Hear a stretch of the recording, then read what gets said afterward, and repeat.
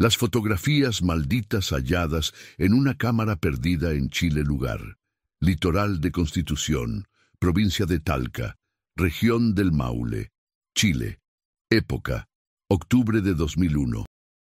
La cámara apareció en la playa de los Gringos un martes por la tarde, cuando la marea dejó sobre la arena una mezcla de algas, conchas rotas y desechos que el océano había masticado durante días.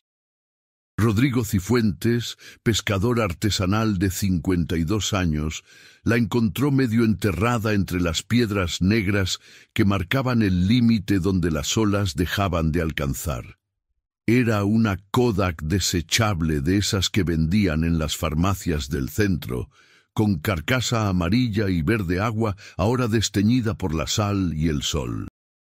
La recogió más por reflejo que por interés real. En esos años la gente tiraba de todo al mar, y la metió en la bolsa de red donde guardaba los erizos que había recolectado esa tarde.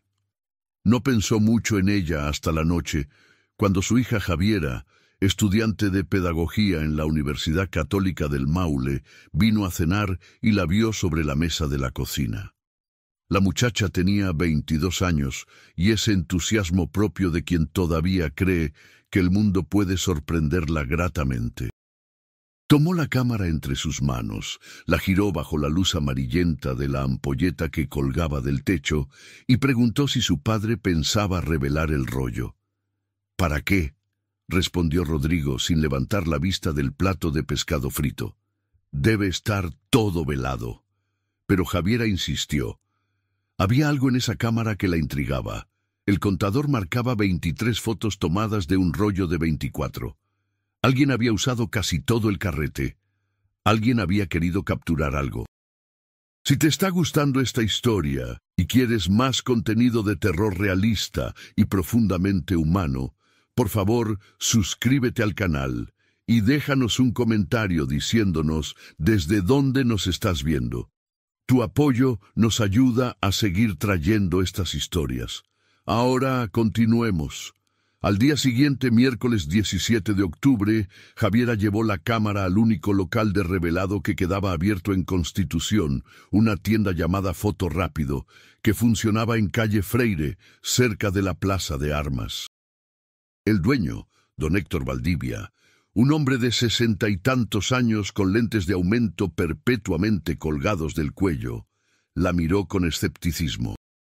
«Si estuvo en el agua, no te aseguro nada», dijo, girando la cámara entre sus dedos manchados de químicos. «Pero puedo intentarlo. Dame hasta el viernes». Javiera aceptó.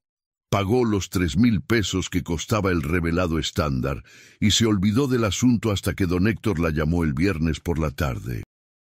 Su voz sonaba extraña por el teléfono, quebrada de una forma que la muchacha no supo interpretar de inmediato. «Tienes que venir a buscar las fotos», dijo simplemente.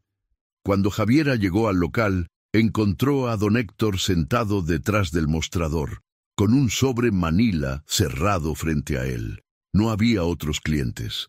Las luces fluorescentes del techo zumbaban con ese sonido eléctrico que siempre había caracterizado al lugar. El hombre no la saludó como solía hacerlo. Simplemente empujó el sobre hacia ella con 2 dedos, como si no quisiera tocarlo más de lo necesario.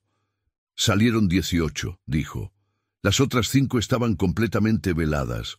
Pero estas 18... Mira, no sé qué esperabas encontrar, pero yo que tú las vería con cuidado». Javiera tomó el sobre sin entender del todo. «¿Qué tienen?» Don Héctor se quitó los lentes de aumento y se frotó los ojos con cansancio. Afuera, el viento del océano arrastraba bolsas plásticas por la calle empedrada. Nada ilegal, si eso es lo que te preocupa, pero son perturbadoras, eso es todo. No quiero opinar más». La muchacha salió del local con el sobre bajo el brazo, desconcertada por la actitud del hombre, pero sin darle demasiada importancia. Pensó que tal vez las fotos mostraban un accidente o algo desagradable, producto de turistas morbosos. En aquellos años, Antes de que los celulares con cámara se volvieran omnipresentes, la gente todavía documentaba su vida con estas cámaras desechables, y no era raro que registraran cosas inapropiadas. Llegó a su departamento compartido cerca de la universidad, un segundo piso estrecho en calle 2 Norte que dividía con otras 2 estudiantes alrededor de las 6 de la tarde. Sus compañeras habían salido. El lugar estaba en silencio, excepto por el ruido de la televisión del vecino, que se filtraba a través de las paredes delgadas. Se sentó en su cama, bajo la luz tenue de una lámpara de mesa, y abrió el sobre. Las primeras 3 fotografías parecían normales. Paisajes del litoral, el faro de Constitución al atardecer, la iglesia de piedra en el centro del pueblo. Las tomas eran descuidadas, como de alguien que no sabía mucho de composición, pero transmitían cierta melancolía. La cuarta foto mostraba a una pareja joven, probablemente de unos 25 años ambos, sonriendo frente a la cámara con el océano de fondo. Llevaban ropa casual de verano, ella con un vestido floreado y él con una camisa celeste remangada. Nada fuera de lo común. La quinta foto también los mostraba, esta vez sentados en unas rocas, ella recostada contra él. Seguían sonriendo, pero había algo en sus expresiones, una tensión alrededor de los ojos, quizás, que Javiera no pudo identificar de inmediato, pero que la hizo detenerse más tiempo en esa imagen. La sexta foto fue la primera que la incomodó genuinamente. Era la misma pareja, pero esta vez solo aparecía la mujer, de pie frente a lo que parecía ser una casa abandonada. Una casa de madera con ventanas tapiadas y pintura descascarada. La mujer ya no sonreía. Su rostro mostraba una expresión neutra, casi ausente, mientras miraba directamente a la cámara. Detrás de ella, apenas visible en la oscuridad de una de las ventanas sin vidrio, había algo que parecía una forma humana borrosa. Probablemente un juego de sombras, pensó Javiera, pero la imagen le provocó un escalofrío que recorrió su espalda. Las siguientes fotografías documentaban lo que parecía ser una exploración de esa casa abandonada. En una, el hombre aparecía parado frente a una puerta entreabierta, con el flash de la cámara iluminando lo que parecía ser un pasillo oscuro detrás de él. En otra, ambos aparecían dentro de lo que lucía como un comedor destartalado, con papeles tirados en el suelo y muebles volcados. Sus expresiones habían cambiado progresivamente. Ya no había rastro de las sonrisas de las primeras fotos. Ahora lucían serios, concentrados, como si estuvieran buscando algo específico. La novena fotografía mostraba una habitación pequeña, probablemente un dormitorio. En la pared había manchas oscuras que podían ser humedad o moho. En el centro de la habitación, sobre el piso de madera podrida, había lo que parecía ser un álbum de fotos abierto. La imagen era lo suficientemente clara como para distinguir que las páginas del álbum contenían fotografías antiguas, probablemente de los años 70 o 60, a juzgar por la calidad y el estilo de las imágenes que se alcanzaban a ver. Pero fue la 10ª fotografía la que hizo que Javiera dejara de respirar por un momento. Era un primer plano de una de las páginas de ese álbum. Y en esa página había una fotografía vieja que mostraba a una familia completa, padre, madre y 3 niños pequeños posando frente a lo que Javiera reconoció como la misma casa abandonada de las fotos anteriores, pero en su época de esplendor. Lo que la perturbó no fue la imagen familiar en sí, sino el hecho de que alguien, presumiblemente alguno de los jóvenes exploradores, había trazado una X roja sobre los rostros del padre y la madre. Las X eran gruesas, hechas con lo que parecía ser un marcador permanente, y cubrían completamente los rostros hasta hacerlos irreconocibles. Las fotografías 11, 12 y 13 mostraban más páginas de ese álbum. Todas las imágenes de adultos en las fotografías antiguas habían sido marcadas con la misma X roja. Solo los niños permanecían intactos. Era metódico, deliberado. Alguien había pasado tiempo haciendo eso. La 14 mostraba una imagen borrosa, probablemente tomada con prisa, de lo que parecía ser una escalera que descendía a un sótano. El flash había creado un efecto de sobreexposición en el primer plano, pero en el fondo de la escalera, en la oscuridad, se distinguía vagamente lo que podría ser una puerta cerrada. La 15 era completamente oscura, excepto por un círculo de luz del flash en el centro que iluminaba lo que parecía ser tierra removida en el piso de un sótano de concreto. Había marcas de pala visibles. Javiera sintió que su corazón latía más rápido.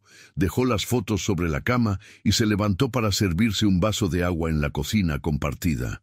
Las manos le temblaban levemente. Cuando regresó, se obligó a seguir mirando. La 16 mostraba un primer plano de un objeto que había sido desenterrado. Una caja de metal oxidada, del tamaño aproximado de una caja de zapatos. La caja estaba cerrada, pero su superficie estaba cubierta de tierra húmeda y óxido. La 17 mostraba la caja abierta. Dentro había lo que parecían ser documentos enrollados y algo más que Javiera no pudo identificar con claridad, objetos pequeños envueltos en tela o plástico deteriorado. Y finalmente, la 18, la última fotografía del rollo. Era la imagen más perturbadora de todas. Mostraba a la mujer joven de las primeras fotos, pero esta vez su expresión había cambiado completamente. Estaba de pie en lo que parecía ser la entrada de la casa abandonada, mirando directamente a la cámara con los ojos muy abiertos. Su boca estaba ligeramente abierta, como si estuviera gritando o a punto de hacerlo, y lo más inquietante, sostenía en sus manos lo que parecía ser una fotografía vieja, presumiblemente una de las del álbum. Pero la imagen estaba fuera de foco, imposible de distinguir con claridad. Detrás de ella, en la oscuridad de la entrada de la casa, había múltiples figuras borrosas que no habían estado en las fotos anteriores. Podrían ser sombras, podrían ser defectos de la película, pero su distribución y forma sugerían presencias humanas. Javiera sintió un nudo en el estómago. Extendió todas las fotos sobre su cama en orden cronológico y las estudió como si fueran piezas de un rompecabezas. La secuencia era clara. Una pareja joven había encontrado o buscado específicamente esa casa abandonada. Habían explorado el lugar. Habían descubierto un álbum familiar. Habían marcado sistemáticamente los rostros de los adultos. Habían bajado al sótano. Habían excavado. Habían encontrado una caja enterrada. Y luego algo había cambiado. El terror en el rostro de la mujer en la última foto era genuino, imposible de fingir. Se preguntó cuándo habían sido tomadas estas fotografías. La fecha impresa en el reverso del sobre por la máquina reveladora indicaba que el proceso se había completado ese día, viernes 19 de octubre de 2001. Pero eso no decía nada sobre cuándo habían sido tomadas originalmente. Por el estado de la cámara, medio enterrada en la arena, desgastada por la sal, Javiera estimó que podía haber estado en el agua durante semanas, quizás meses. Tomó su teléfono fijo y llamó a su padre. Rodrigo contestó al tercer timbre, con su voz áspera de siempre. «Papá, ¿te acuerdas exactamente dónde encontraste esa cámara?» «En Los Gringos, ya te dije». «¿Por qué? ¿Puedes ser más específico? ¿En qué parte de la playa?» Hubo una pausa. Javiera escuchó el ruido de la televisión de fondo, probablemente las noticias de la noche. «Cerca de las Rocas Grandes, al sur, por donde termina la playa antes de que empiecen los acantilados». «¿Qué pasa?» «Las fotos salieron. Son extrañas. Extrañas cómo. Javiera no supo cómo explicarlo sin sonar paranoica o dramática. Hay una pareja explorando una casa abandonada. Parece que encontraron algo enterrado, y la última foto muestra a la mujer muy asustada. Otra pausa, más larga esta vez. ¿Y qué quieres que haga yo con eso? No lo sé. ¿Alguien reportó alguna desaparición últimamente? ¿Algún turista perdido? No que yo sepa, pero tampoco me entero de todo. Pregúntale a tu tío Mario. Él trabaja en la municipalidad. Javiera prometió que lo haría y colgó.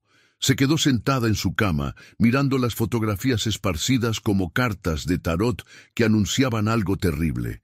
El departamento se sentía más frío de lo normal. Afuera, la noche había caído completamente y las calles de Talca se habían vaciado excepto por el tránsito ocasional de algún colectivo o taxi. Pensó en simplemente guardar las fotos y olvidarse del asunto. Después de todo, podía ser cualquier cosa. Estudiantes de cine haciendo un proyecto, turistas con sentido del humor macabro, incluso algún tipo de arte conceptual. Pero algo en la expresión de terror genuino en el rostro de esa mujer, en la última foto, la hacía dudar. Ese miedo no era actuado. Metió las fotografías de vuelta en el sobre y lo guardó en el cajón de su mesa de noche. Intentó concentrarse en sus estudios. Tenía que preparar una clase de práctica para el lunes, pero no pudo. Su mente seguía regresando a esas imágenes, las X rojas sobre los rostros, la tierra removida en el sótano, la caja de metal, las figuras borrosas en la última foto. Esa noche durmió mal, con sueños fragmentados donde exploraba pasillos oscuros y abría cajas que contenían fotografías de personas que no conocía, pero que de alguna forma la miraban con acusación. Despertó varias veces cubierta de sudor, a pesar de que la temperatura en el departamento era agradable. El sábado por la mañana, después de un desayuno rápido de té y pan con mantequilla, Javiera decidió que necesitaba hacer algo con lo que había descubierto. No podía simplemente ignorarlo. Llamó a su tío Mario, hermano menor de su padre, quien trabajaba como administrativo en el departamento de turismo de la Municipalidad de Constitución. Era un hombre meticuloso que mantenía registros detallados de todo lo que pasaba en la comuna, oficial o extraoficialmente. Se encontraron para almorzar en un restaurante del centro, uno de esos lugares familiares donde servían cazuela y pastel de choclo. Mario tenía 48 años, era más delgado que su hermano y usaba lentes de marco metálico que le daban un aire de funcionario perpetuo. Escuchó la historia de Javiera mientras comía su cazuela con concentración, sin interrumpir hasta que ella terminó de hablar y le mostró algunas de las fotografías que había traído consigo. Mario las estudió en silencio, frunciendo el ceño a medida que avanzaba de una imagen a la siguiente. Cuando llegó a la última, la de la mujer aterrorizada, dejó escapar un suspiro bajo y las dejó sobre la mesa. ¿Reconoces la casa?, preguntó Javiera. No con seguridad, respondió Mario, pero hay varias casas abandonadas en la zona, especialmente al sur del pueblo, cerca de donde tu padre encontró la cámara. Después del terremoto del 60, muchas familias se fueron y dejaron sus propiedades. Algunas nunca fueron reclamadas. ¿Sabes si alguien ha desaparecido últimamente? Turistas, gente de paso, cualquiera. Mario negó con la cabeza lentamente. Oficialmente no. Pero ¿sabes cómo es esto? La gente viene y va, especialmente en verano. No todos reportan sus movimientos. Y estamos en octubre, la temporada baja. ¿Podrías averiguar algo? ¿Revisar registros? ¿Preguntar discretamente? Su tío lo pensó por un momento, limpiándose los labios con una servilleta. Puedo intentarlo, pero necesito que entiendas algo, Javiera. Aunque estas fotos sean perturbadoras, no prueban nada ilegal. Una pareja explorando una casa abandonada, incluso si encontraron algo enterrado, no es necesariamente un crimen. Podría ser una simple aventura de fin de semana que salió mal. Y las X sobre los rostros, la expresión de terror en la última foto, inquietante, sí, pero no evidencia de nada específico. Mario hizo una pausa, eligiendo sus palabras con cuidado. Mira, puedo preguntar, puedo ver si alguien sabe algo, pero tienes que prepararte para la posibilidad de que esto no lleve a ninguna parte, que solo sean turistas raros que perdieron su cámara. Javiera asintió, aunque no estaba convencida.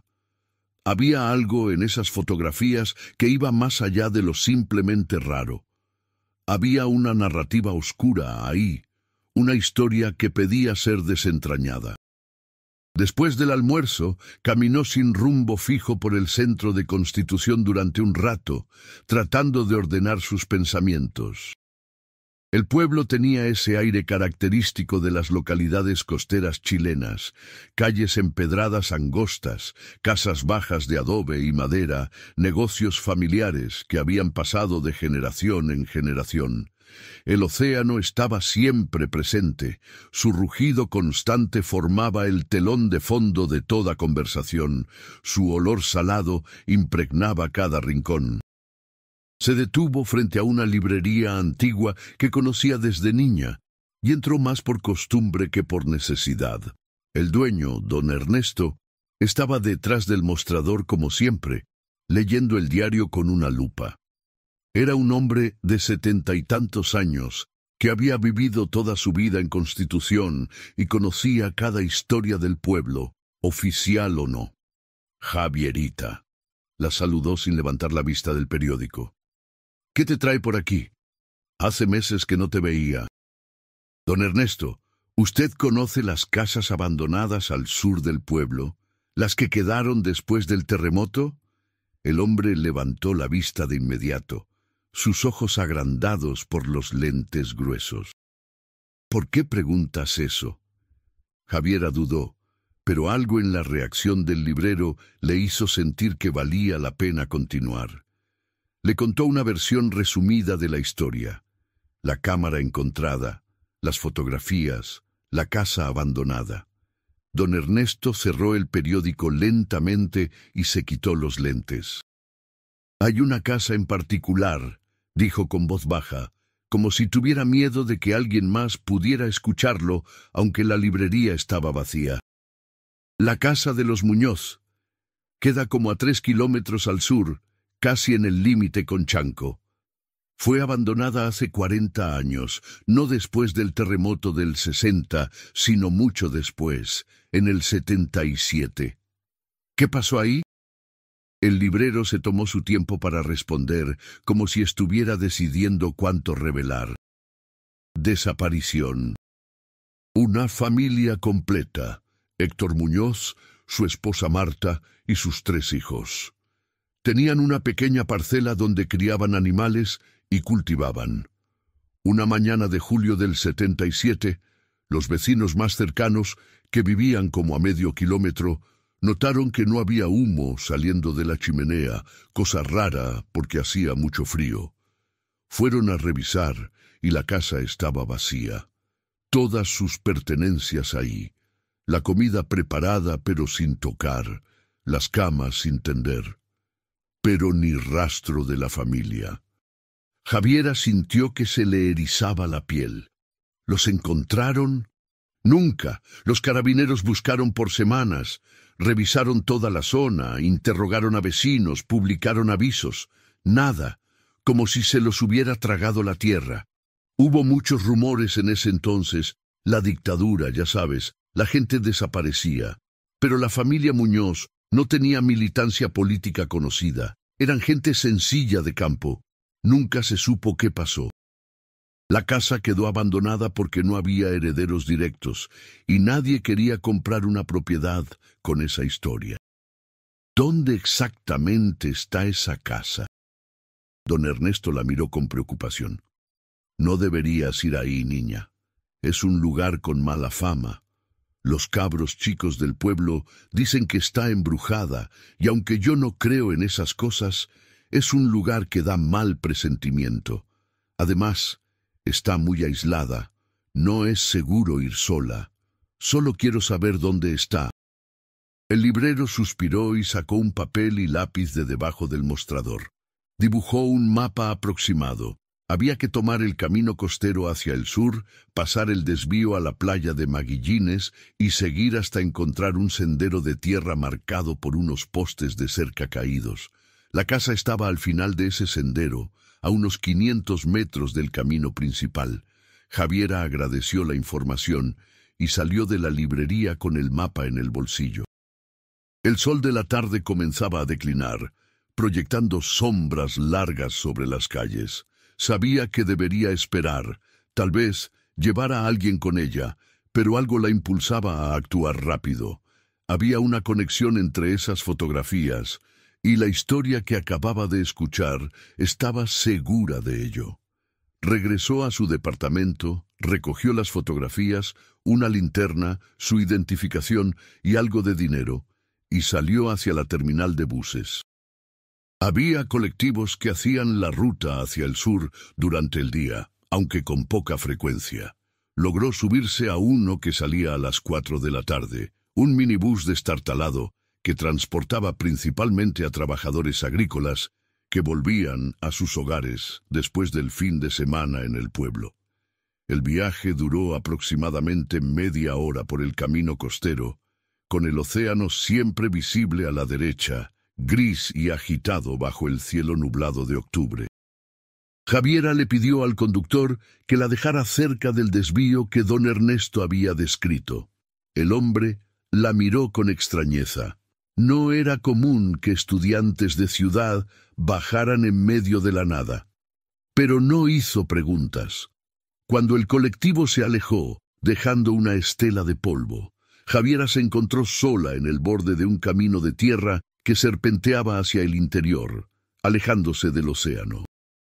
Los postes de cerca caídos que el librero había mencionado estaban ahí, cubiertos de musgo y medio hundidos en la tierra. El sendero estaba apenas visible, invadido por maleza que rozaba sus piernas mientras caminaba. El silencio era opresivo, interrumpido solamente por el graznido ocasional de algunas aves y el rumor distante del mar. Javiera encendió su linterna, aunque todavía había luz natural suficiente, más para sentirse segura que por necesidad real.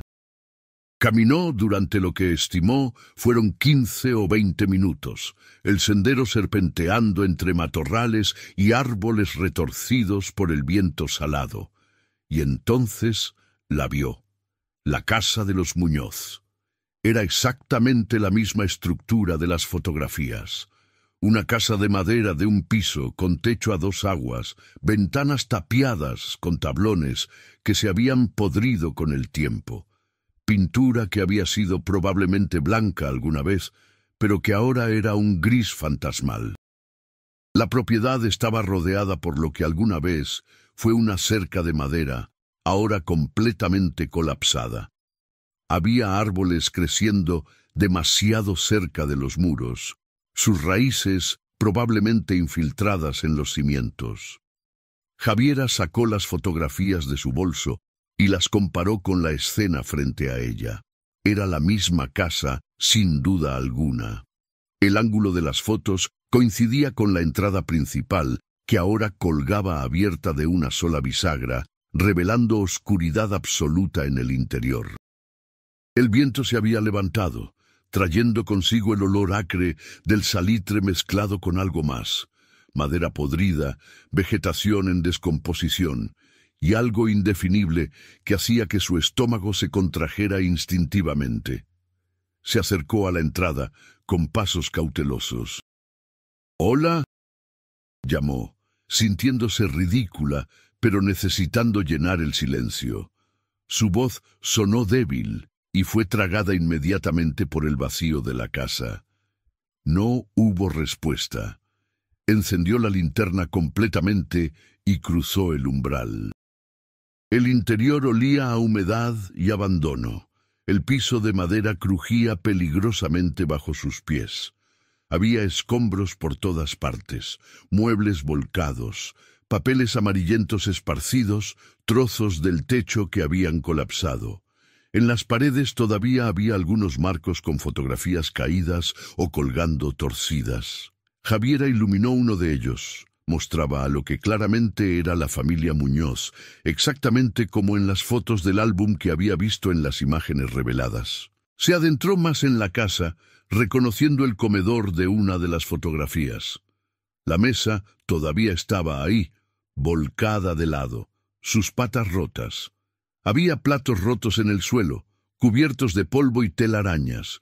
El lugar transmitía una sensación de vida, interrumpida abruptamente, como si sus habitantes hubieran huido en medio de la cena. Encontró la escalera que descendía al sótano, en lo que había sido la cocina. Los escalones eran de concreto, más sólidos que el resto de la estructura, pero igual de siniestros. Javiera vaciló en la parte superior, iluminando hacia abajo.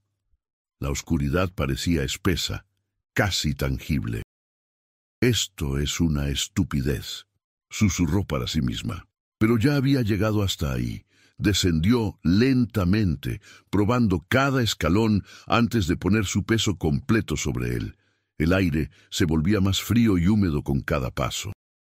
El sótano era más grande de lo que esperaba, con techo bajo que la obligaba a agacharse levemente.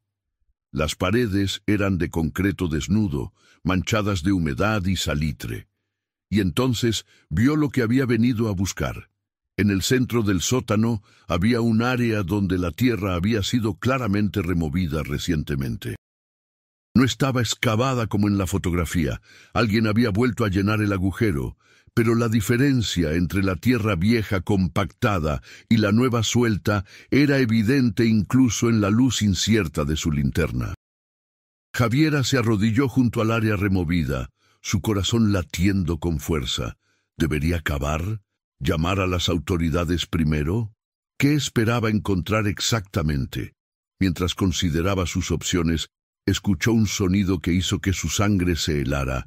Pasos en el piso superior. Lentos, deliberados, moviéndose por encima de su cabeza, apagó su linterna instintivamente y se quedó completamente inmóvil en la oscuridad del sótano. Los pasos continuaron durante unos segundos que parecieron eternos, luego se detuvieron justo sobre la abertura de la escalera. Un silencio absoluto siguió. Javiera contenía la respiración, sus manos apretadas en puños, cada músculo de su cuerpo tenso. Eran los mismos jóvenes de las fotografías, volviendo al lugar, vagabundos. El dueño de la propiedad.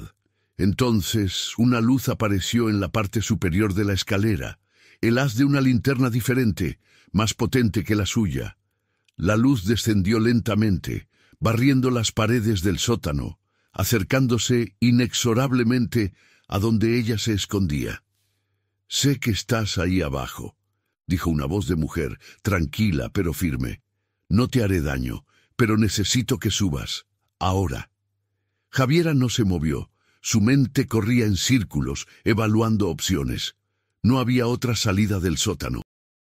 Estaba atrapada. La luz la encontró finalmente, cegándola momentáneamente. «He dicho que subas», repitió la voz, esta vez con un tono más urgente. «Antes de que oscurezca completamente. Si sabes qué es bueno para ti, me harás caso». Javiera permaneció congelada en la oscuridad del sótano, el corazón golpeándole el pecho con tanta fuerza que temía que quien estuviera arriba pudiera escucharlo. La luz de la linterna la mantenía cegada, imposibilitándole ver quién estaba detrás del haz brillante. «No voy a repetirlo», insistió la voz femenina.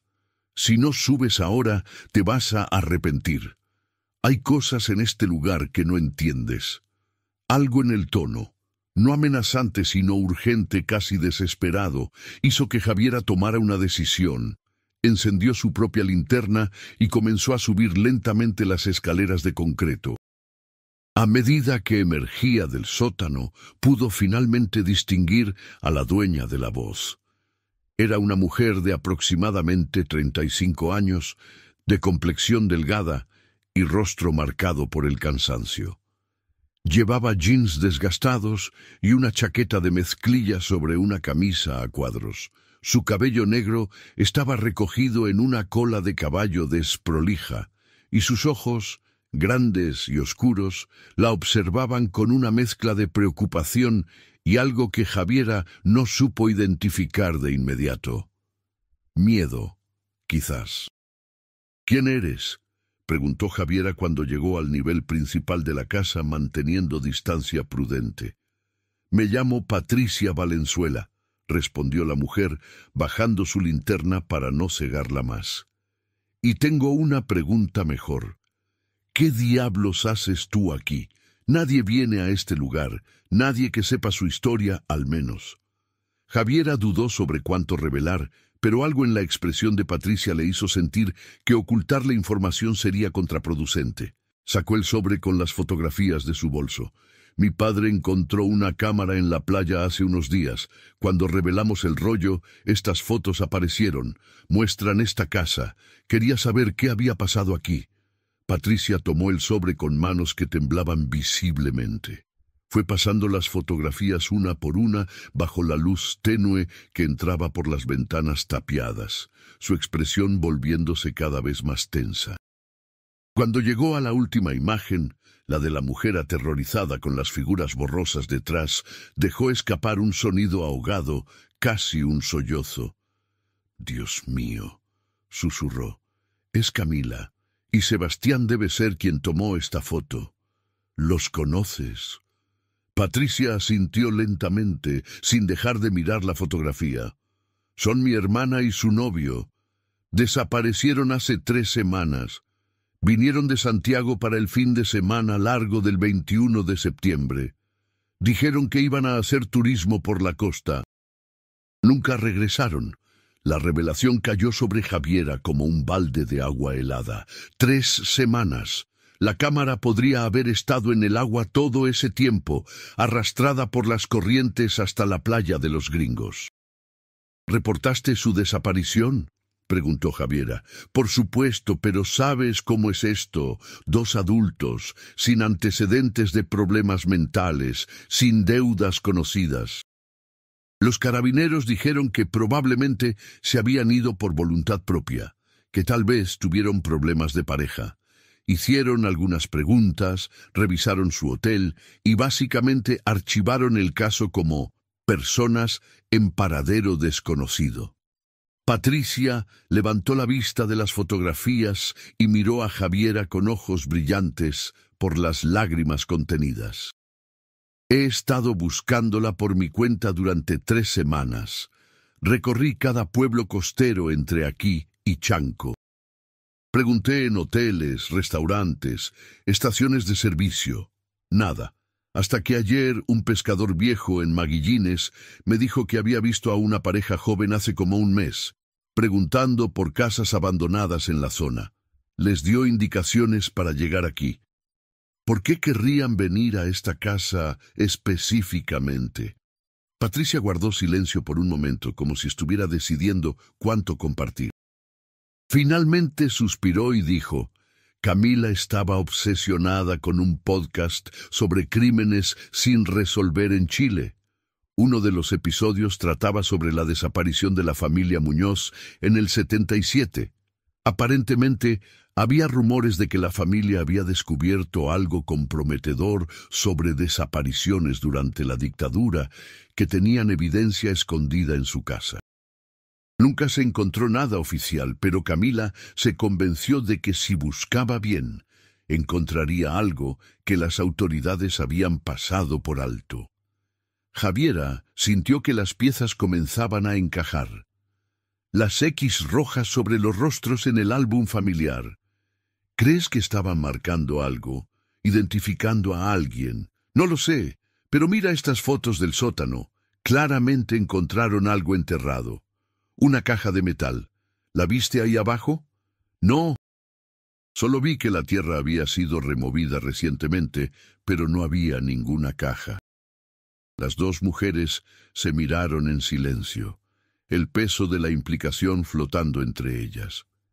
Alguien había vuelto a enterrar lo que Camila y Sebastián habían desenterrado, o se lo habían llevado, o... «Tenemos que cavar», dijo Patricia con voz firme, limpiándose los ojos. «Ahora, antes de que oscurezca completamente». Javiera quiso objetar. Deberían llamar a las autoridades, deberían esperar, deberían... Pero la mirada determinada de Patricia no dejaba espacio para discusiones. Además, una parte de ella también necesitaba saber qué había ahí abajo. Bajaron juntas al sótano. Patricia llevaba en su mochila una pala pequeña plegable, el tipo que usaban los campistas, que había traído precisamente para esta eventualidad.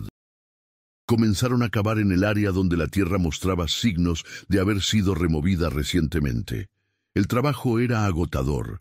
La tierra estaba húmeda pero compacta, y cada palada requería esfuerzo considerable. Se turnaban cada 10 minutos, una cavando mientras la otra sostenía ambas linternas para iluminar el área. El silencio del sótano era opresivo, interrumpido solo por el sonido de la pala mordiendo la tierra y sus respiraciones cada vez más agitadas.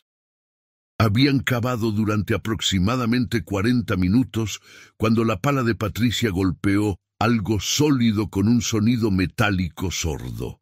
Ambas se miraron y Javiera sintió que su pulso se aceleraba. Usaron las manos para terminar de desenterrar el objeto. Era efectivamente una caja de metal, idéntica a la de las fotografías, pero no era la única cosa enterrada ahí. Junto a la caja había algo más, un bulto envuelto en plástico negro grueso, del tamaño aproximado de... Javiera no quería pensar en qué podría tener ese tamaño, pero su mente ya había llegado a la conclusión obvia. «¡No!», susurró Patricia retrocediendo. «¡No, no, no!». Javiera, con manos temblorosas, comenzó a remover más tierra alrededor del bulto envuelto en plástico. A medida que lo hacía, quedó claro que había 2 bultos, no uno, ambos del tamaño de cuerpos humanos, ambos inmóviles. Patricia se había dejado caer de rodillas, sollozando sin control. Javiera se obligó a mantener la compostura, aunque sentía que su estómago se retorcía. Sacó su teléfono celular del bolsillo, un Nokia antiguo que había comprado hacía un año, pero como esperaba, no había señal. Estaban demasiado lejos del pueblo. «Patricia», dijo con voz firme, tratando de penetrar el pánico de la otra mujer. «Patricia, escúchame. Tenemos que salir de aquí ahora. Tenemos que ir a buscar a los carabineros. No podemos hacer nada más aquí». Pero antes de que Patricia pudiera responder, escucharon algo que hizo que ambas se quedaran completamente inmóviles. El sonido inconfundible de un motor de vehículo acercándose por el sendero de tierra, y luego voces, masculinas, más de una. «Apaga tu linterna», siseó Javiera, apagando la suya. Patricia obedeció inmediatamente y el sótano quedó sumido en oscuridad absoluta. Desde arriba llegaban los sonidos claros ahora, pasos sobre el piso de madera, el crujido de las tablas viejas, voces conversando en tono bajo pero audible. «Dije que alguien vendría eventualmente», decía una voz grave. «Siempre vienen, los curiosos, los buscadores de tesoros, los idiotas con sus cámaras. No deberíamos haber dejado la tierra tan obviamente removida», respondió otra voz, más joven. Llamó la atención. «¿Y qué sugerías? ¿Poner cemento?» «Eso sería aún más sospechoso. Esta casa ha estado abandonada por décadas. Un poco de tierra removida podría ser cualquier cosa. Animales, escorrentía de lluvia, lo que sea». Los pasos se acercaron a la entrada del sótano. Javiera sintió que Patricia le apretaba el brazo con fuerza dolorosa. Su respiración era rápida y superficial, al borde del pánico. «Revisa ahí abajo», ordenó la voz grave. Quiero asegurarme de que nadie haya estado hurgando. Una luz apareció en la parte superior de las escaleras, una linterna potente, mucho más brillante que las que ellas tenían. El haz comenzó a descender, barriendo las paredes del sótano sistemáticamente. Javiera miró desesperadamente a su alrededor, buscando algún lugar donde esconderse, pero el sótano era prácticamente un cuadrado vacío de concreto. No había columnas, no había cuartos adicionales, no había absolutamente nada detrás de lo cual ocultarse. La luz las encontraría en segundos. Entonces Patricia hizo algo inesperado. Se puso de pie y gritó: «¡Ayuda! ¡Ayúdenme! Me caí por las escaleras y creo que me rompí el tobillo».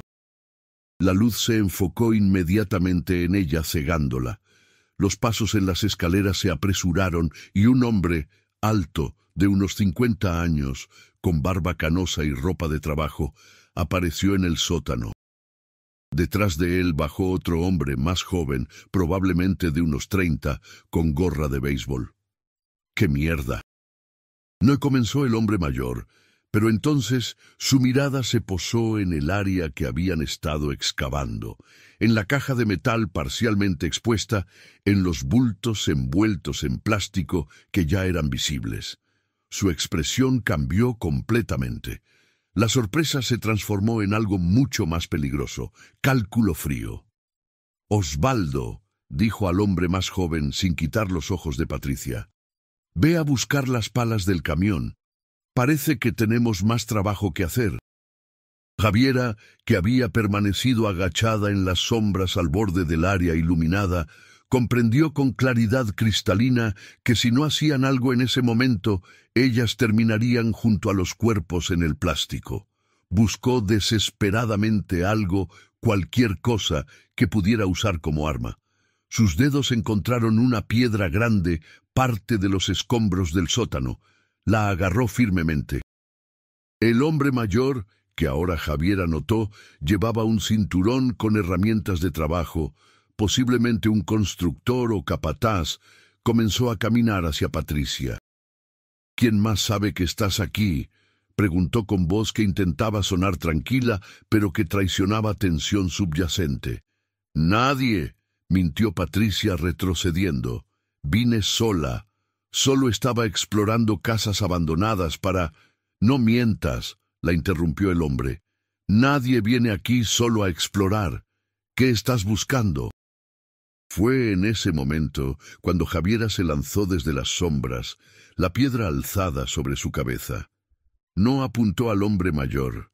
Era demasiado grande, demasiado fuerte, sino a la linterna que sostenía. La golpeó con toda la fuerza que pudo reunir. El impacto fue exitoso. La linterna salió volando de la mano del hombre y se estrelló contra la pared de concreto, apagándose al instante. El sótano quedó sumido en oscuridad total. «¡Corre!», gritó Javiera, tomando la mano de Patricia y arrastrándola hacia donde recordaba que estaban las escaleras. Tropezaron, chocaron contra las paredes, pero siguieron moviéndose. Detrás de ellas escucharon maldiciones, el sonido de alguien cayendo, más gritos. Encontraron las escaleras más por suerte que por habilidad y las subieron a tropezones. El hombre joven, Osvaldo, todavía estaba arriba, bloqueando la salida principal. Pero Javiera recordó algo de las fotografías. Había más de una salida. Todas las casas viejas de campo tenían puertas traseras, usualmente dando a lo que había sido una huerta o un patio de servicio. Corrieron a través de lo que quedaba de la cocina, esquivando escombros en la oscuridad, guiadas solo por la tenue luz que se filtraba por las grietas de las ventanas tapiadas. Osvaldo gritó algo detrás de ellas, pero no se detuvo a escuchar. Encontraron la puerta trasera, medio podrida, colgando de bisagras oxidadas. Javiera la empujó con el hombro y cedió con un crujido fuerte. Salieron a lo que había sido el patio trasero de la casa, ahora completamente invadido por maleza que les llegaba a la cintura. «Por aquí», jadeó Patricia, señalando hacia un lado. Si rodeamos la casa hacia el norte, hay un sendero que lleva al camino principal. Es más largo pero menos obvio que el camino por donde llegamos. Se adentraron en la maleza, las ramas y espinas, arañándoles la piel, el terror proporcionándoles adrenalina suficiente para ignorar el dolor. Detrás de ellas escucharon más gritos. Una linterna nueva se encendió, su haz cortando la oscuridad creciente del atardecer. Corrieron sin detenerse durante lo que pareció una eternidad, pero probablemente fueron solo 10 o 15 minutos. El sendero que Patricia había mencionado era apenas visible, casi completamente cubierto por vegetación, pero existía. Lo siguieron mientras el cielo sobre ellas se oscurecía rápidamente, las primeras estrellas apareciendo en el firmamento. Finalmente, alcanzaron el camino principal, el mismo camino de tierra por donde el colectivo había dejado a Javiera horas antes. No había luces visibles en ninguna dirección, no había señales de civilización. Solo el camino serpenteando hacia el norte y el sur. ¿Hacia dónde?, preguntó Javiera, doblada sobre sí misma, tratando de recuperar el aliento. «Norte», respondió Patricia entre jadeos. «Hay una casa de pescadores como a 2 kilómetros. El viejo Contreras. Él tiene teléfono». Comenzaron a caminar rápidamente por el camino, volteando cada pocos segundos para verificar que no las estuvieran siguiendo. La noche había caído completamente ahora y sin linternas, habían dejado ambas en el sótano, caminaban casi a ciegas, guiándose por el contorno apenas visible del camino contra la vegetación oscura a los lados. «¿Quiénes crees que eran esos hombres?», preguntó Javiera después de caminar en silencio durante varios minutos. «No lo sé», respondió Patricia, su voz todavía temblorosa. «Pero obviamente saben lo que está enterrado ahí. Y obviamente no es la primera vez que tienen que lidiar con gente que viene a husmear». Javiera pensó en las palabras del hombre mayor. «Siempre vienen. Los curiosos, los buscadores de tesoros, los idiotas con sus cámaras. Como si esto fuera un patrón, algo que habían manejado antes. Los cuerpos», dijo Javiera, la realidad de lo que habían visto finalmente alcanzándola ahora que el pánico inmediato había disminuido. «Había 2. ¿Crees que eran...?» «Mi hermana y Sebastián», terminó Patricia, su voz quebrándose. «Sí, tiene que ser. Vinieron aquí hace 3 semanas, cavaron en el sótano, encontraron algo, y esos hombres los...». No pudo continuar. Sollozó abiertamente mientras caminaba, tropezando ocasionalmente en la oscuridad. Javiera le pasó un brazo alrededor de los hombros, tanto para consolarla como para ayudarla a mantenerse estable. Habían caminado aproximadamente 1 kilómetro cuando escucharon el sonido que más temían, un motor de vehículo detrás de ellas, acercándose rápido por el camino. «¡Escóndete!», siseó Patricia, y ambas se lanzaron fuera del camino hacia la maleza densa al costado. Se tiraron al suelo, presionándose contra la tierra húmeda, respirando lo más silenciosamente posible. Una camioneta apareció, una vieja Chevrolet roja con luces halógenas brillantes montadas en el techo. Pasó lentamente junto a ellas, el haz de las luces barriendo la vegetación a ambos lados del camino. Javiera pudo ver a 2 hombres dentro, el conductor y el pasajero, ambos escudriñando atentamente los alrededores. El vehículo pasó, pero no aceleró. Siguió avanzando lentamente, claramente buscándolas. Esperaron en silencio absoluto durante varios minutos después de que la camioneta desapareciera de vista. Entonces, Patricia susurró: «No podemos seguir por el camino. Nos van a encontrar». «¿Conoces otra forma de llegar a algún lugar con teléfono?», Patricia pensó por un momento. «Hay un sendero que cruza los cerros hacia el este. Lleva a la carretera principal, la que va de Constitución a Talca. Hay más tráfico ahí, lugares donde pedir ayuda, pero de noche, sin luz, es peligroso. Hay quebradas, terreno irregular. Más peligroso que quedarse aquí y que esos tipos nos encuentren. Patricia no respondió, porque la respuesta era obvia. Se pusieron de pie y comenzaron a moverse hacia el interior, alejándose del camino costero. El terreno se volvió inmediatamente más difícil. Pendiente ascendente, rocas sueltas, vegetación espinosa que se enganchaba en su ropa. Caminaron durante horas. Javiera perdió la noción del tiempo, su mundo reducido al siguiente paso, evitar la siguiente piedra, esquivar la siguiente rama. Sus piernas ardían, sus pulmones protestaban, pero no se detuvo. A su lado, Patricia luchaba igualmente, pero la desesperación de encontrar ayuda, de hacer que alguien pagara por lo que le habían hecho a su hermana, la mantenía en movimiento. En algún momento después de medianoche, alcanzaron la cima de una loma y pudieron ver abajo las luces distantes de la Ruta 5, la carretera principal que conectaba todo Chile de norte a sur. Era como ver un oasis después de cruzar un desierto. El descenso fue aún más traicionero que la subida, pero lo lograron, resbalando y cayendo múltiples veces, pero siempre levantándose. Finalmente llegaron a una cerca de alambre que marcaba el límite de la carretera. La cruzaron con dificultad y emergieron en el arcén de la Ruta 5 justo cuando un camión de carga pasaba rugiendo, su viento casi derribándolas. Patricia se paró en medio del arcén y comenzó a agitar los brazos frenéticamente cada vez que veía luces acercándose.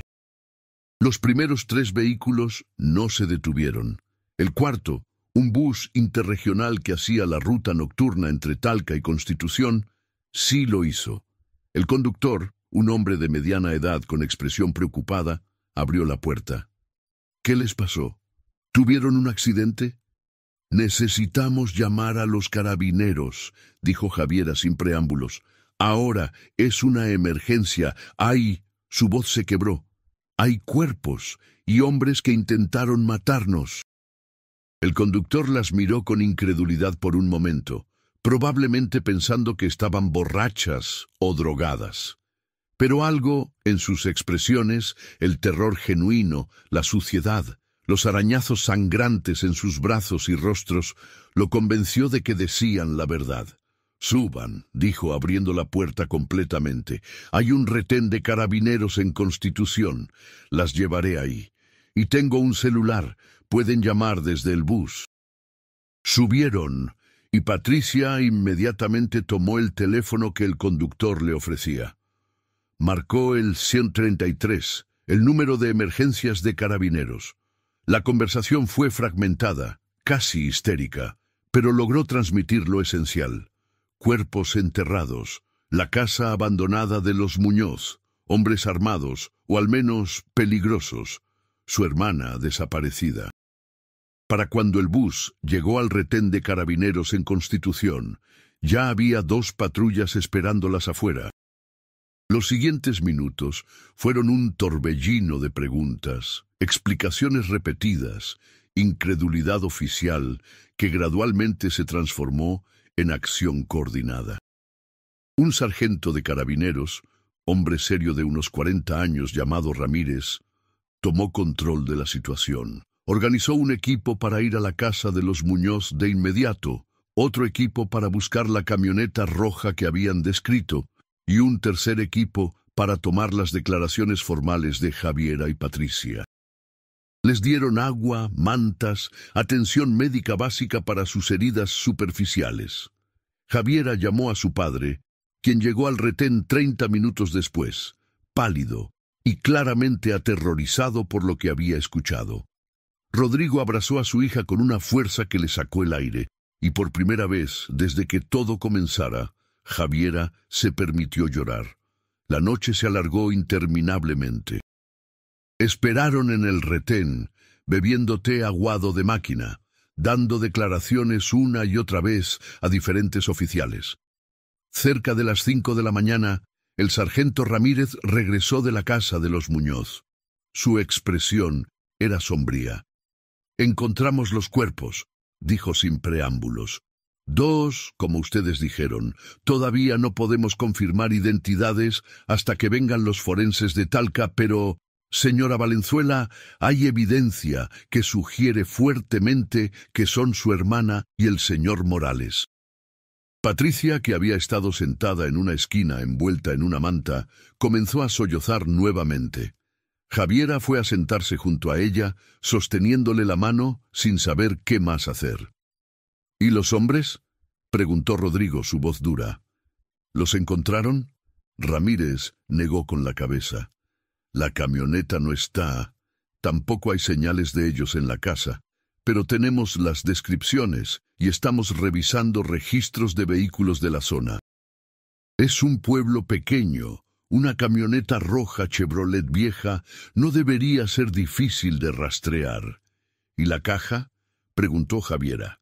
La caja de metal que estaba enterrada con los cuerpos. ¿La encontraron? Sí. Está siendo procesada como evidencia ahora. No puedo revelar su contenido en este momento, pero... Ramírez hizo una pausa, eligiendo sus palabras cuidadosamente. Digamos que lo que contenía podría explicar por qué alguien estaría dispuesto a matar para mantenerlo oculto. No les dieron más detalles esa noche.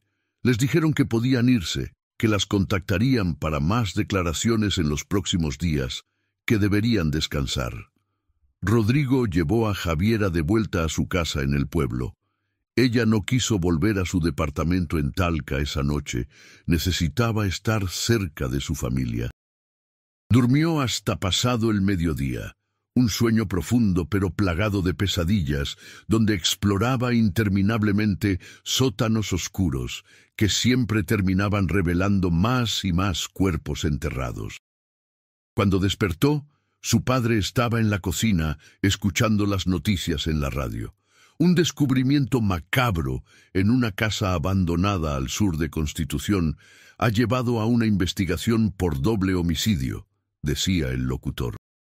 Carabineros confirmó el hallazgo de 2 cuerpos en la propiedad conocida como la Casa de los Muñoz, abandonada desde 1977. Las víctimas han sido preliminarmente identificadas como Camila Valenzuela, de 26 años, y Sebastián Morales, de 28, ambos residentes de Santiago que habían sido reportados desaparecidos el mes pasado. Las autoridades buscan activamente a 2 sospechosos y piden a cualquier persona con información que contacte inmediatamente al número. Javiera apagó la radio. No podía escuchar más. Su padre le preparó desayuno, pan amasado casero con mantequilla y mermelada, té caliente, y se sentaron en silencio en la mesa de la cocina, donde solo días antes ella había examinado las fotografías por primera vez. «Tío Mario llamó», dijo Rodrigo después de un rato. «Quiere hablar contigo. Dice que tiene información sobre la familia Muñoz, que podría ser importante». Javiera asintió. Después de desayunar, se duchó, se cambió de ropa. Sus ropas de la noche anterior estaban rasgadas y manchadas de tierra y sangre, y fue a reunirse con su tío en el mismo restaurante donde habían almorzado antes. Parecía que había pasado una eternidad desde entonces, pero solo habían transcurrido 2 días. Mario la esperaba con una carpeta manila sobre la mesa. Lucía cansado, preocupado. «Tu padre me contó lo que pasó anoche», dijo cuando ella se sentó. «Dios mío, Javiera, pudiste morir. Lo sé, pero no morí. Y ahora necesito entender qué está pasando. ¿Qué descubriste sobre los Muñoz?» Su tío abrió la carpeta y sacó varios documentos viejos, fotocopias de registros municipales, recortes de periódico amarillentos, fotografías antiguas. Después de nuestra conversación del sábado, me puse a investigar. Revisé archivos viejos en la municipalidad, hablé con gente que estuvo aquí en los 70. La historia oficial es que la familia Muñoz desapareció sin dejar rastro en julio del 77, pero hay una historia no oficial que nunca se publicó, que la gente solo susurra. ¿Qué historia? Héctor Muñoz, el padre de familia, Trabajaba ocasionalmente como obrero en proyectos de construcción del gobierno municipal. En el 76 estuvo en un equipo que renovaba el edificio de la antigua comisaría de Carabineros, el edificio que colapsó en el terremoto del 2010 y que desde entonces ha sido reemplazado. Mario hizo una pausa, tomando un sorbo de su café antes de continuar. Según los rumores, mientras trabajaba ahí, Muñoz encontró algo en el sótano del edificio: documentos, fotografías, evidencia de algo relacionado con las desapariciones que estaban ocurriendo durante la dictadura. Constitución era un pueblo pequeño, pero no era inmune a lo que estaba pasando en todo el país. Javiera sintió un escalofrío recorrer su espalda. ¿Evidencia de qué exactamente? No se sabe con certeza. Pero una de las personas con las que hablé, un viejo que trabajó con Muñoz en ese entonces, me dijo que Héctor le había comentado que había visto registros de detenidos que nunca aparecieron en ningún documento oficial. Personas que habían sido arrestadas, pero que oficialmente nunca estuvieron en custodia.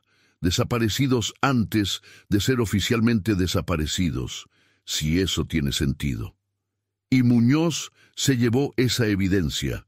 Aparentemente la escondió en su casa y poco después su familia completa desapareció, sin rastro, sin explicación, sin investigación real. El caso se cerró rápido, demasiado rápido para la época. Javiera pensó en las fotografías del álbum familiar que Camila y Sebastián habían encontrado, las X rojas sobre los rostros de los adultos. ¿Crees que las X marcaban a las personas que estaban en los documentos que Muñoz había encontrado? ¿Personas desaparecidas? Mario asintió lentamente. Es posible. Si Muñoz estaba documentando lo que había descubierto, habría necesitado una forma de identificar a las víctimas.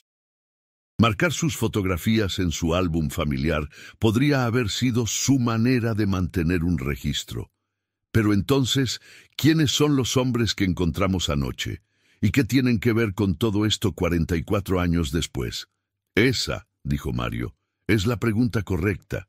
Y creo que la respuesta tiene que ver con lo que estaba en esa caja de metal. No tuvieron que esperar mucho para descubrirlo. Esa tarde, el sargento Ramírez contactó tanto a Javiera como a Patricia, pidiéndoles que vinieran al retén para una reunión.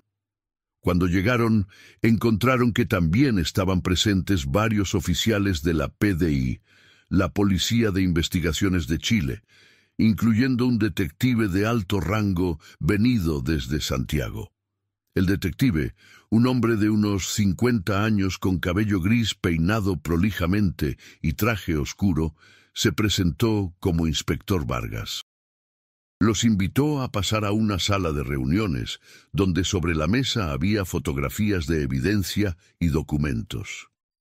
Lo que voy a compartir con ustedes, comenzó Vargas, normalmente no se revelaría a civiles en esta etapa de una investigación.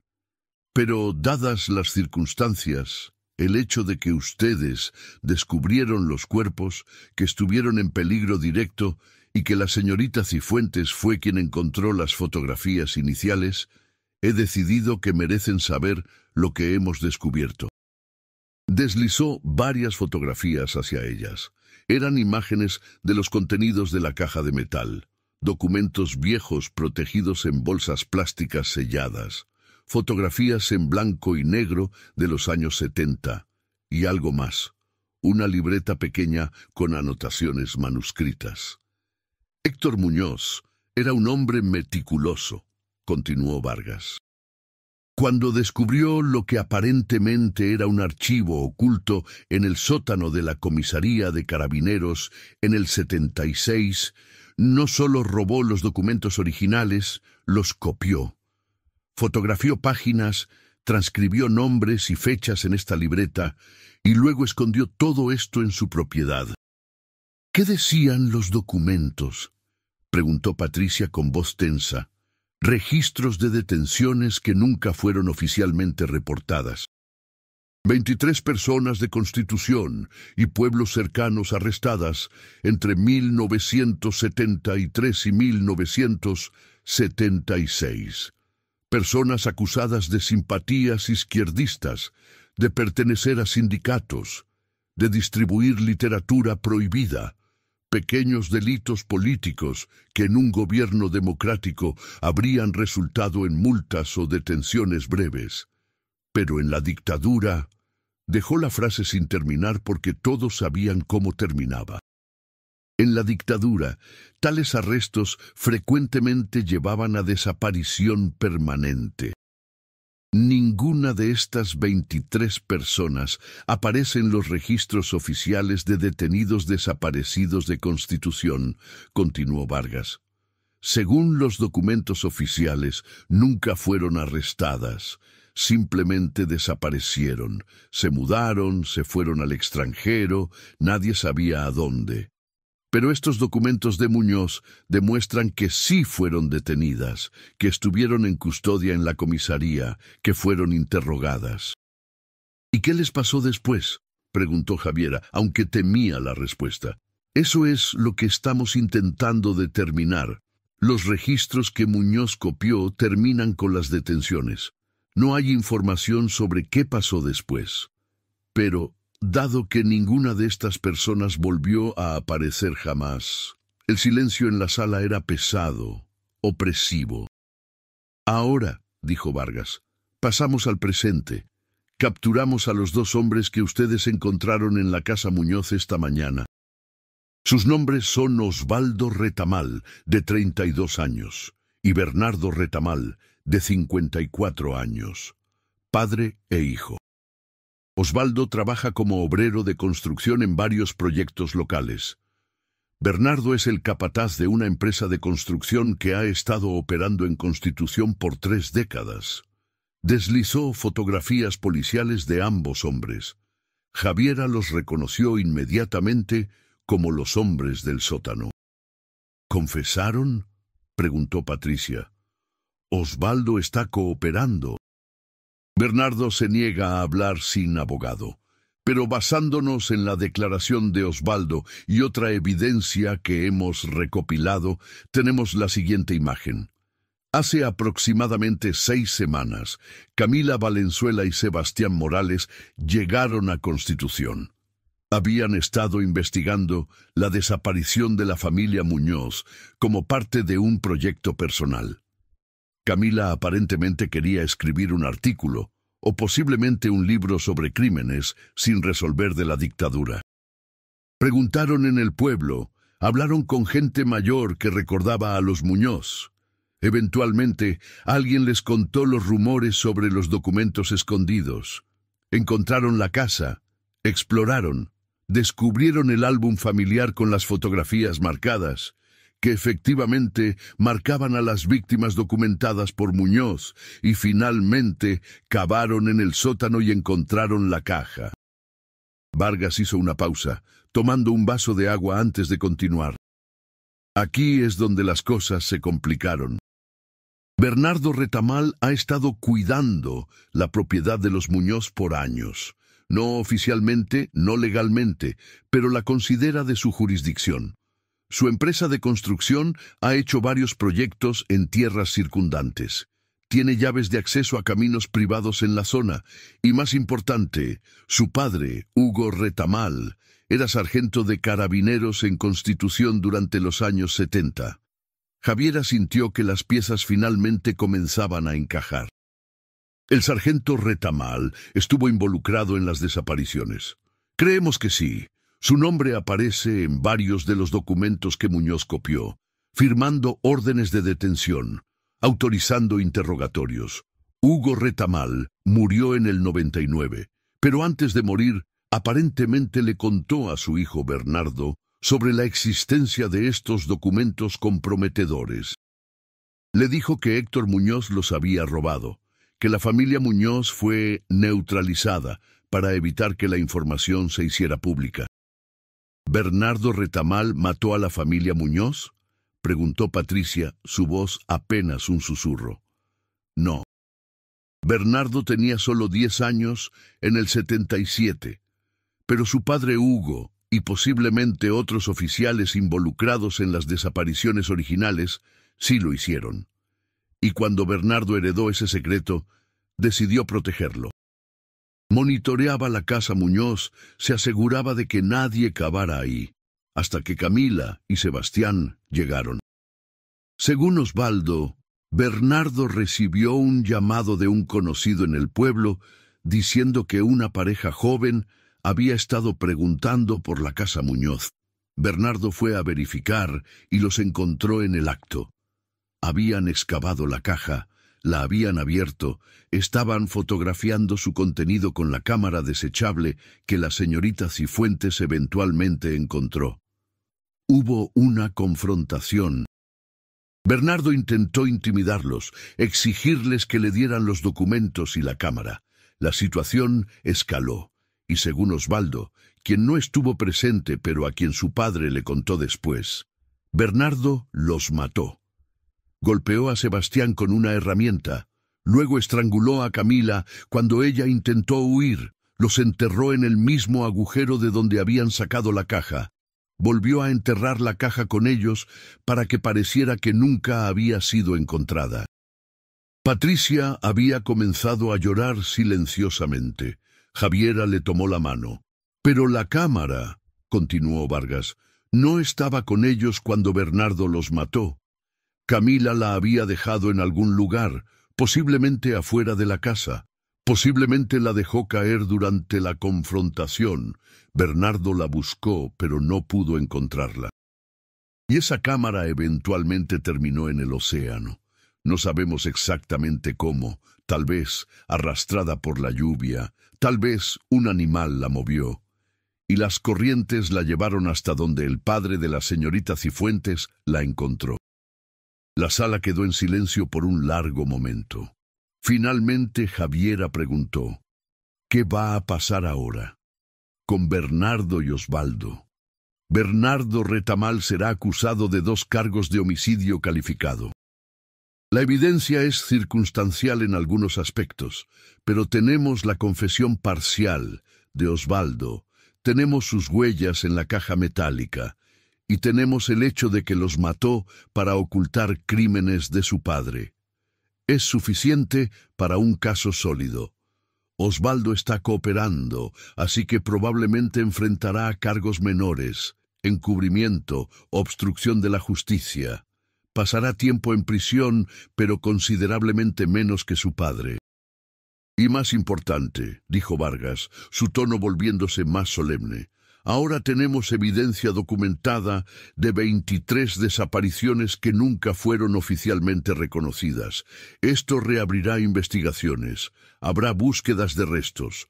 Familias que han pasado décadas sin saber qué le pasó a sus seres queridos, finalmente podrían obtener respuestas.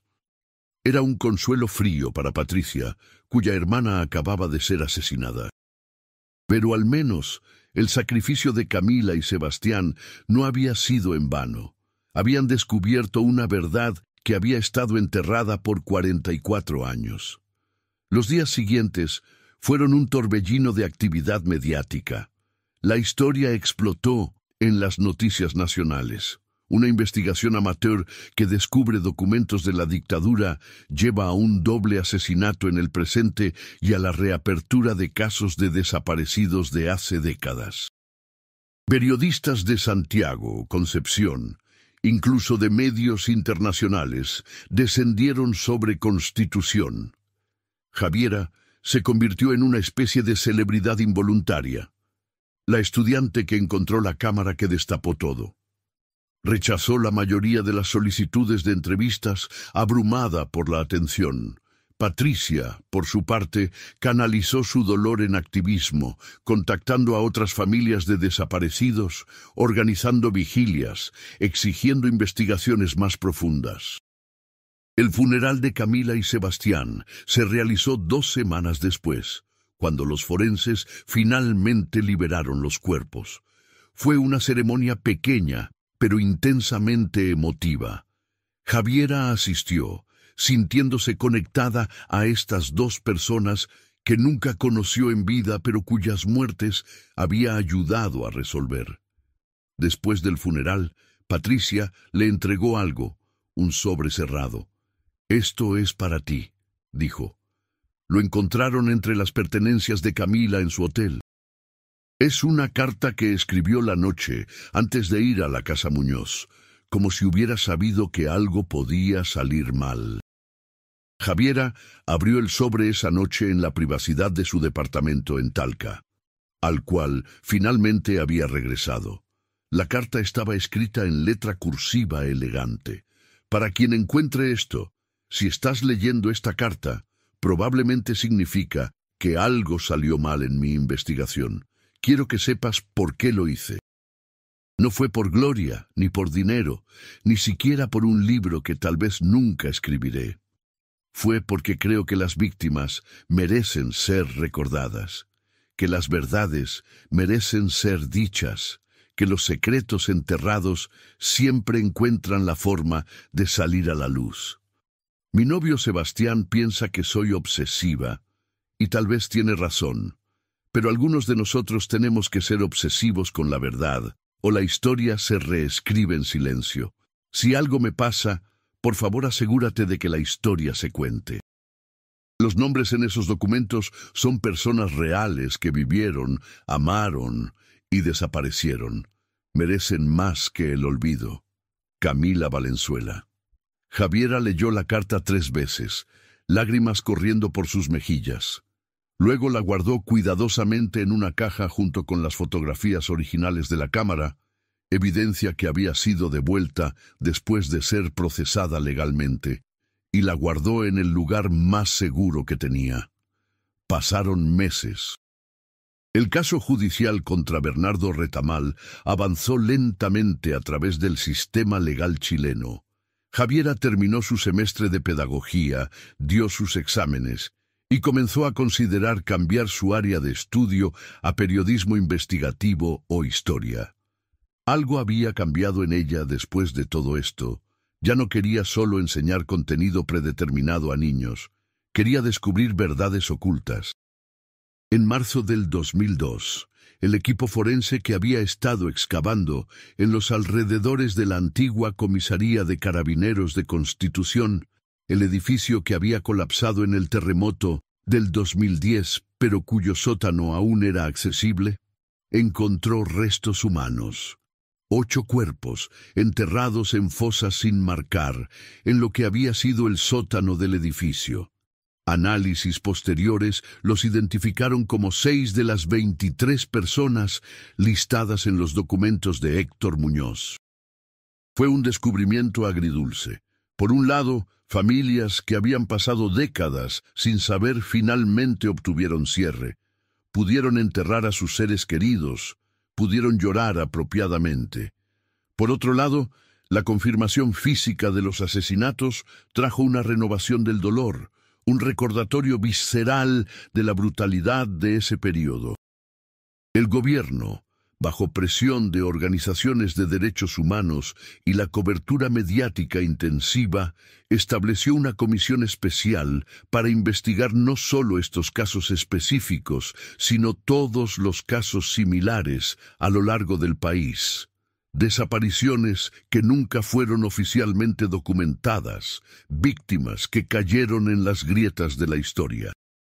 Patricia se convirtió en una de las caras públicas de esta comisión, dando entrevistas, organizando eventos de memoria, trabajando incansablemente para asegurar que lo que le pasó a su hermana y a las 23 víctimas originales no fuera olvidado. En cuanto a Javiera, encontró una forma diferente de honrar lo que había descubierto. Escribió una tesis de grado. Eventualmente cambió su especialización a historia sobre cómo los objetos cotidianos pueden convertirse en portadores de memoria histórica. Usó la cámara desechable como su caso de estudio central, como un objeto tan simple y común, diseñado para capturar momentos felices de vacaciones, había terminado documentando un crimen y revelando secretos de Estado. La tesis fue bien recibida. Ganó premios universitarios, Fue publicada en una revista académica. Y aunque eso le trajo cierta satisfacción, lo que realmente importaba para Javiera era saber que había contribuido, de alguna forma pequeña, a que la verdad emergiera. 5 años después, en octubre del 2007, Javiera regresó a Constitución por primera vez desde los eventos de 2001. Ahora tenía 27 años, trabajaba como profesora de historia en un liceo de Talca y había mantenido contacto esporádico con Patricia a lo largo de los años. La casa de los Muñoz había sido demolida finalmente. En su lugar, la municipalidad había erigido un pequeño memorial, una placa de bronce que listaba los nombres de las 23 víctimas documentadas por Héctor Muñoz, junto con los nombres de la familia Muñoz misma, Héctor, Marta y sus 3 hijos, que habían pagado con sus vidas por intentar preservar la verdad. Javiera se paró frente al memorial en una tarde gris de octubre, el viento del océano trayendo el olor familiar de salitre. Patricia estaba junto a ella, ambas en silencio, cada una perdida en sus propios pensamientos. ¿Alguna vez te preguntas qué hubiera pasado si no hubieras encontrado esa cámara?, preguntó finalmente Patricia. Javiera lo pensó por un momento. Todo el tiempo. Los cuerpos podrían haber permanecido enterrados para siempre. Los documentos nunca se habrían descubierto. Tu hermana habría sido solo otra estadística de personas desaparecidas sin resolver. Pero la encontraste. Y eso cambió todo. No yo, corrigió Javiera, mi padre, y antes que él el océano. Y antes que eso, Camila, quien tuvo la presencia de ánimo de dejar la cámara en algún lugar donde pudiera ser encontrada, incluso cuando sabía que estaba en peligro. Patricia asintió. Cadena de casualidades, o tal vez no tan casual. Permanecieron ahí un rato más, mientras el sol comenzaba a descender hacia el horizonte, pintando el cielo en tonos de naranja y púrpura.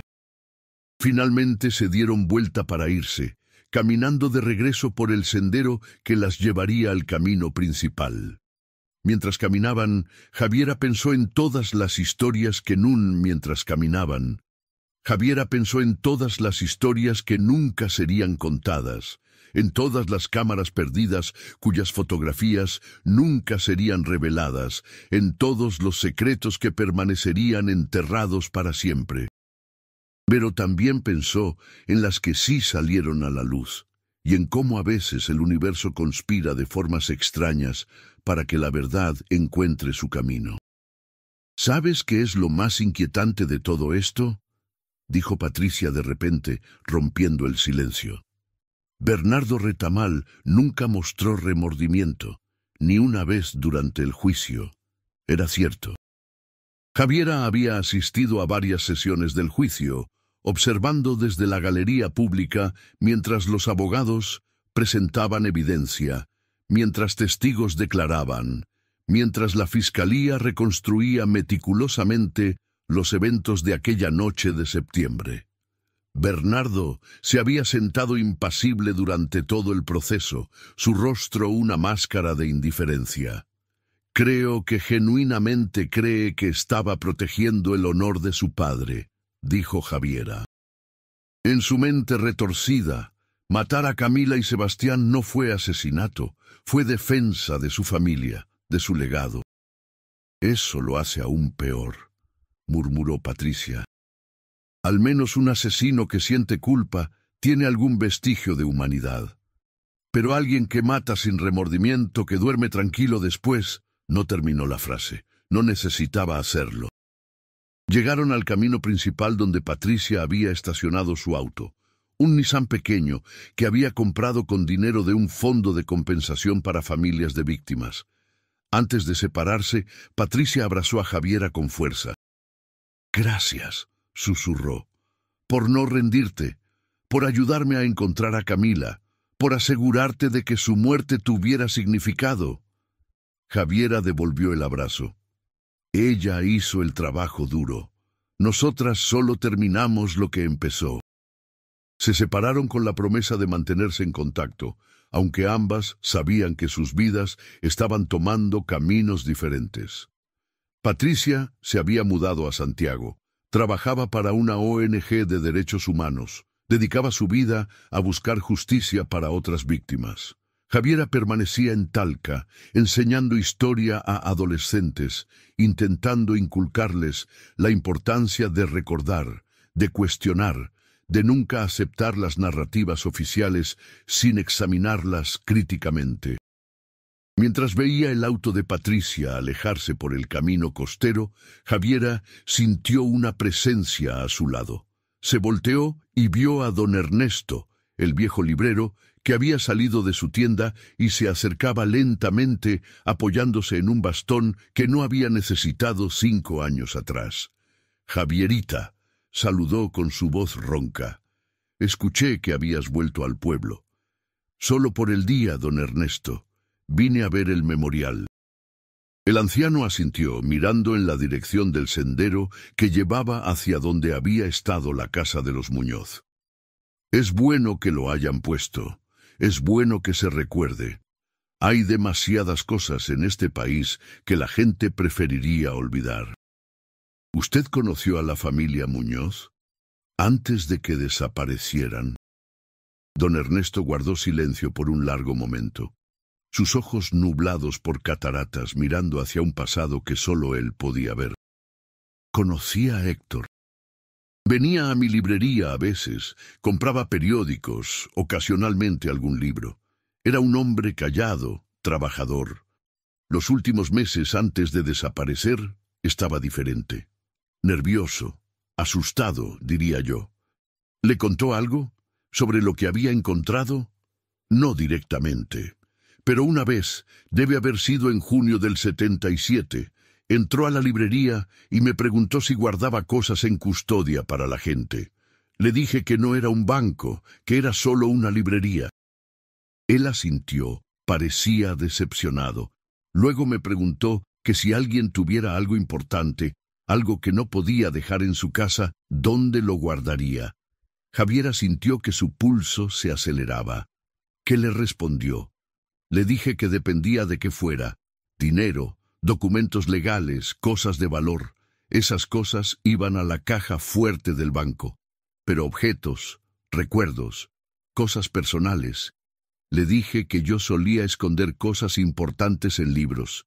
Libros viejos que nadie leería, en los estantes de atrás. Nadie los miraría. Don Ernesto hizo una pausa, un destello de algo. Comprensión tardía, remordimiento, cruzando su rostro arrugado. Nunca pensé mucho en esa conversación hasta años después, cuando ya era demasiado tarde. Pero después de que la familia desapareció, me pregunté si Héctor había estado buscando un lugar para esconder algo, además de lo que enterró en su casa. Algo como un respaldo. ¿Revisó sus libros después de que ellos desaparecieron? Revisé algunos. No todos. Tengo miles de libros, ¿entiendes?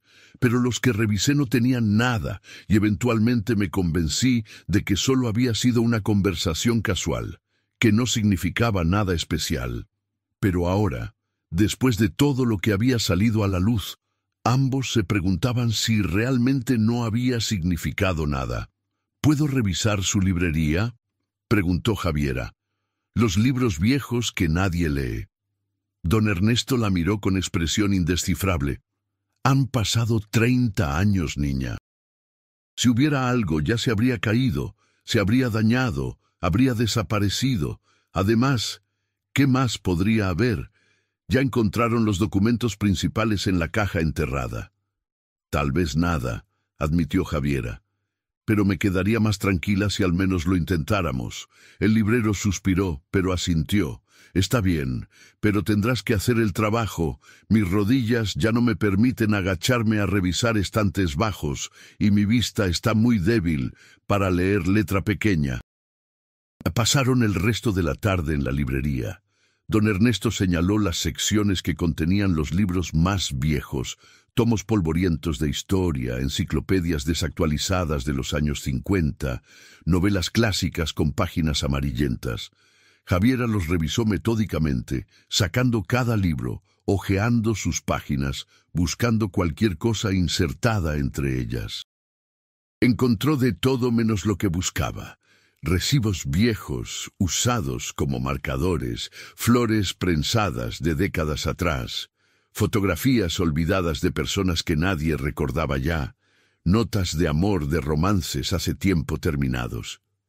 Cada descubrimiento era una pequeña cápsula del tiempo, un fragmento de vida de alguien preservado accidentalmente.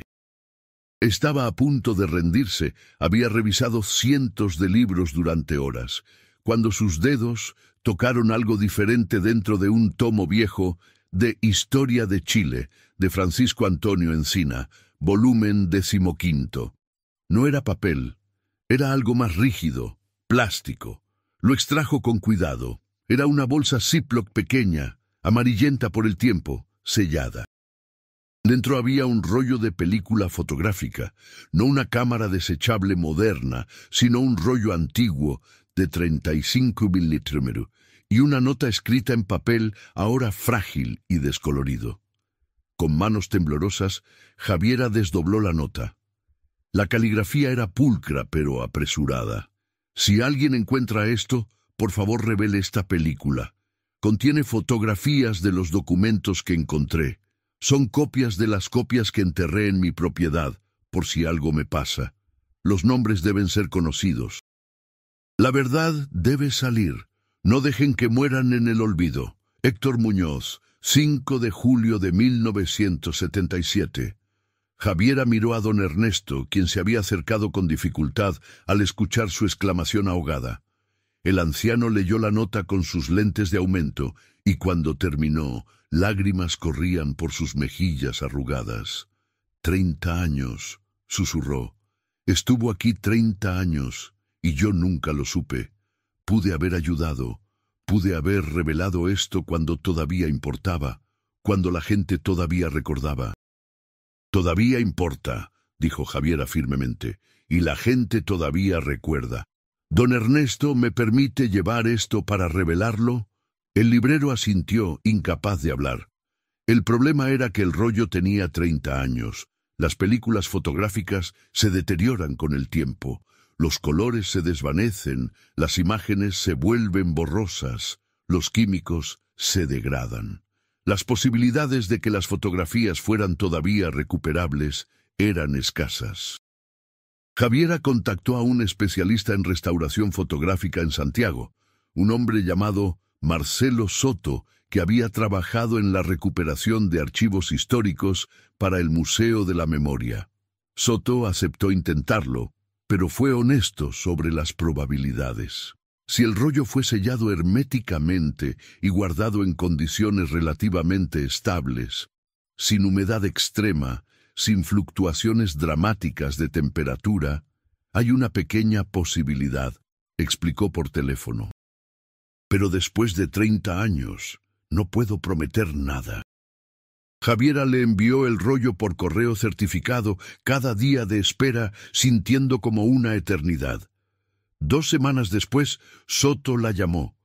Conseguí 8 imágenes recuperables, dijo, y Javiera podía escuchar la emoción contenida en su voz. No están perfectas, hay degradación, manchas, áreas donde la emulsión se dañó, pero son legibles, y lo que muestran es, bueno, deberías venir a verlas tú misma. Javiera tomó un bus a Santiago esa misma tarde. En el laboratorio de Soto, un espacio pequeño lleno de equipo especializado y el olor característico de químicos fotográficos, vio las 8 fotografías restauradas. Eran imágenes de documentos, exactamente como Héctor Muñoz había descrito. Páginas de registros mecanografiados, formularios oficiales con sellos de carabineros, listas de nombres con fechas de detención. Pero estas imágenes mostraban documentos diferentes a los que habían sido encontrados en la caja enterrada. Son páginas adicionales, explicó Javiera, estudiándolas cuidadosamente. Héctor debe haber fotografiado todo el archivo que encontró, pero solo pudo copiar físicamente una parte. Las copias físicas fueron lo que enterró, pero fotografió el resto como respaldo. Los documentos en estas fotografías listaban 17 nombres adicionales, personas detenidas en Constitución entre 1974 y 1976 que tampoco aparecían en ningún registro oficial. Llevaban el total de víctimas documentadas a 40. Javiera contactó inmediatamente a la comisión de investigación que todavía estaba activa. Les entregó las fotografías restauradas junto con la nota de Héctor Muñoz. La comisión verificó los nombres contra registros de desaparecidos, contra archivos familiares, contra memorias orales preservadas por organizaciones de derechos humanos. De los 17 nombres adicionales, 14 correspondían a personas que efectivamente habían desaparecido en esas fechas. Sus familias habían pasado décadas buscando respuestas, presentando recursos legales que iban a ninguna parte, siendo ignoradas por autoridades que insistían en que sus seres queridos simplemente se habían ido sin dejar rastro. La revelación reabrió heridas viejas, pero también trajo un tipo de cierre que esas familias nunca pensaron que recibirían. Ahora sabían. Ahora podían nombrar lo que había pasado. Sus seres queridos no se habían ido, habían sido tomados. No habían abandonado a sus familias, habían sido asesinados. El caso tomó un giro inesperado 6 meses después. Uno de los nombres en las fotografías restauradas correspondía a un hombre llamado Mario Espinoza, detenido en febrero de 1975. Su hija, Rosa Espinoza, ahora de 52 años, vio la noticia en televisión y contactó a la comisión. Pero Rosa tenía información que nadie más tenía. Su padre no había muerto, había sobrevivido. Mario Espinoza, ahora de 81 años, vivía en una residencia para ancianos en Puerto Montt, bajo un nombre falso que había adoptado después de escapar de la custodia en 1976. Había vivido en las sombras durante 3 décadas, aterrorizado de que si revelaba su verdadera identidad, sería nuevamente capturado y asesinado. La comisión lo contactó y después de mucha persuasión y aseguranzas legales de que no enfrentaría cargos por usar identidad falsa, Mario accedió a dar testimonio. Su declaración fue devastadora en su detalle. Describió su detención, el interrogatorio brutal en el sótano de la comisaría de Constitución, las celdas improvisadas donde mantenían a detenidos sin registro oficial. Dio nombres de oficiales que había visto, incluyendo al sargento Hugo Retamal, y más importante, describió lo que había pasado con algunos de los otros detenidos. Los llevaban de noche, testificó, su voz quebrada por la edad y el trauma. Escuchábamos los motores de los camiones, los gritos ahogados. Sabíamos que cuando se los llevaban, no volvían. Yo sobreviví por pura suerte. Durante un traslado nocturno, el camión tuvo una falla mecánica. En la confusión, logré escapar al bosque. Corrí durante días, escondiéndome, robando comida. Eventualmente llegué a Puerto Montt y comencé una nueva vida. Pero los que se quedaron, no pudo continuar. El peso de la culpa del sobreviviente, haber escapado cuando otros no pudieron, era demasiado después de guardarlo durante 30 años. Su testimonio proporcionó información crucial que llevó a nuevas excavaciones. En un terreno rural a 20 kilómetros al sur de Constitución, que en los años 70 había sido propiedad del gobierno y usado para depósito de equipamiento municipal, encontraron una fosa común. Contenía los restos de 11 personas. El proceso de identificación fue largo y doloroso, dependiendo de registros dentales antiguos, comparaciones de ADN con familiares sobrevivientes, análisis forense de ropa y objetos personales encontrados con los restos.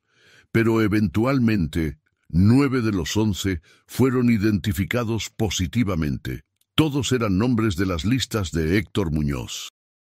Para el 2009, 7 años después de que Javiera encontrara el rollo de película en la librería de don Ernesto, el caso había crecido más allá de lo que nadie podría haber imaginado. Lo que comenzó como una cámara desechable encontrada en una playa se había convertido en una de las investigaciones más significativas de crímenes de la dictadura en la región del Maule. 40 personas documentadas, 17 cuerpos recuperados. Un sobreviviente que finalmente pudo salir de las sombras. Decenas de familias que obtuvieron respuestas después de décadas de incertidumbre. Bernardo Retamal, además de sus cargos por el asesinato de Camila y Sebastián, fue acusado como cómplice después del hecho en el encubrimiento de los crímenes de su padre.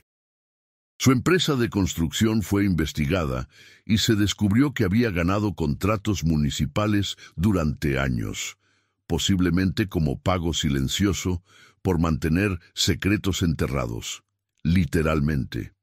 Don Ernesto, el librero, no vivió para ver la resolución completa del caso.